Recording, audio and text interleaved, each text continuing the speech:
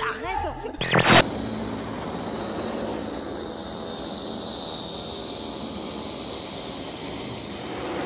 Pas vraiment perturbé dans sa boîte volante, l'aigle attend l'ouverture de la trappe.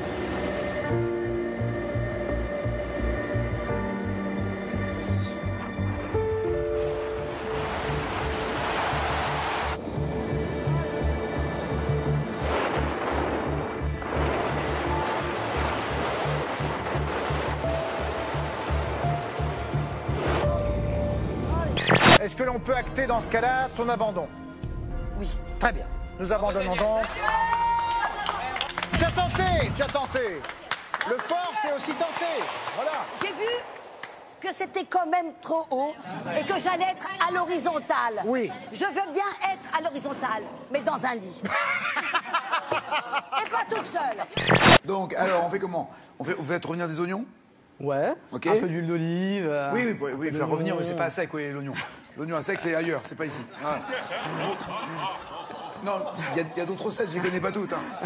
Mais certains DJ ont des exigences plus étonnantes. Quentin, c'est un des c'est même le moins chiant que je connaisse. Hein. C'est vrai qu'il y a beaucoup de DJ, il leur faut tant de bouteilles de vodka, tant de bouteilles de champagne.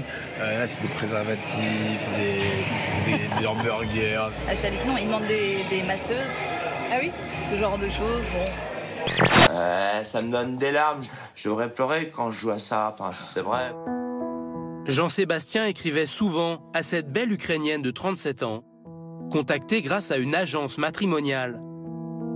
Mais contrairement à ce qu'il espérait, il ne l'a jamais rencontrée. Adieu donc, Elisaveta. Depuis, Adieu. il ressasse sa peine dans des poèmes. Je t'aimais d'un rêve sincère. Je t'aime encore dans ma chimère. J'aurais voulu m'unir à toi, mais ton cœur avait un contrat. Petite vidéo d'un couple de girafes. Oui, c'est bizarre, oui. Oh, ça va. On l'a tous fait. C'est pour vous annoncer mon homosexualité, que je suis gay. Ouais. Et je suis votre fils. Ah, ça, c'est sûr.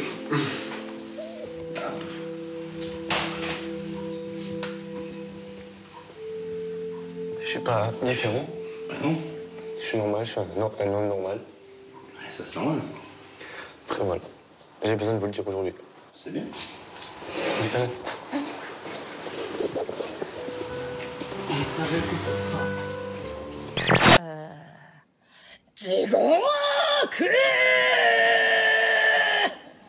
Les préliminaires, mesdames, vous préférez quand ils sont soignés, expédiés ou zappés?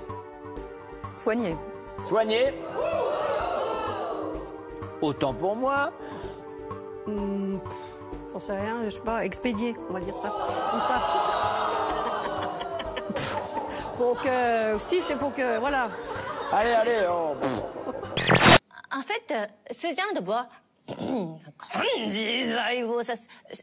pour nous, ça c'est aussi une beauté, une beauté. Ah oui. Ouais. Pour vous, comme pour c'est nous, pas Louis beauté, Armstrong. mais pour nous, c'est aussi beauté. Ouais. Et par exemple, si on chante avec le... Ça c'est aussi beauté, mais...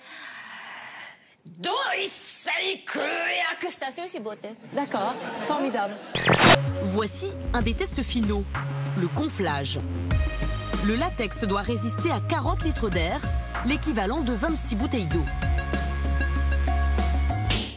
Quand vous entendez ce petit bruit, pop, ça veut dire que c'est un préservatif très résistant. Si un jour un homme vous dit qu'il ne rentre pas dans un préservatif, vous saurez maintenant que c'est une légende, parce que je suis à peu près sûr que vous pouvez y faire entrer toute votre jambe. On ne peut plus fouiller dans sa boîte à gants et on ne peut plus faire l'amour au volant. Voilà. Ça n'était pas précisé, désormais c'est précisé. Au volant, c'est pas exactement comme ça que ça a été dit. C'est pas pratique. Ah bah ça n'est pas pratique et c'est en plus interdit. Il y a quand même une amende de 75 € si vous faites l'amour au volant. Hein. Oui, Sophie. Si c'est pas le conducteur qui fait l'amour, si c'est l'autre personne qui se charge. Mademoiselle Sophie Tapi, que se passe-t-il dans votre tête?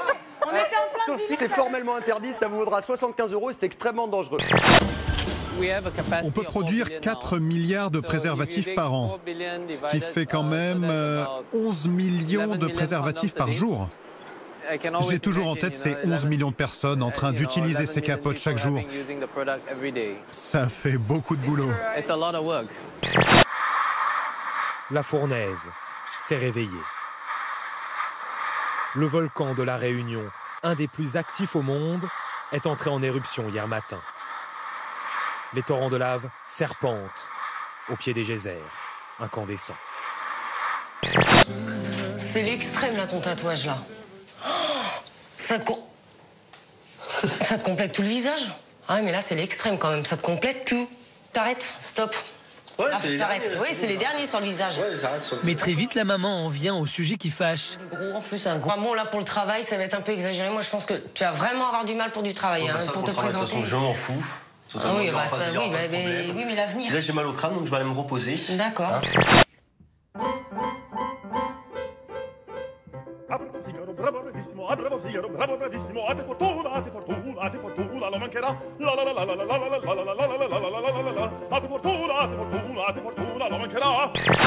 Il envisage d'ailleurs d'aller encore plus loin. De toute façon, il faut que je trouve toujours quelque chose de plus extrême que ce que j'ai déjà. Là, je vais enquiller, je vais me faire enlever les tétons, enlever le nombril et voir pour une amputation d'une phalange. Celle-ci. Stop les bolos! Stop les bolos! Bon, alors on jette le dictionnaire. Vous donnez des gros nazes! Je raconte souvent cette anecdote, pardon pour ceux qui l'ont déjà entendue, mais est-ce que vous l'avez déjà vécu, vous, dans un avion? Manu, mon copain avec qui je faisais de la radio, qui, chaque fois qu'il prenait un vol, prenait les sacs vomitoires, vous savez, les petits sacs pliés en papier, et très délicatement découpait la base du sac en le repliant et en le remettant dans le journal. C'est horrible, c'est horrible. Alors maintenant, c'est les ch'tis à Hollywood.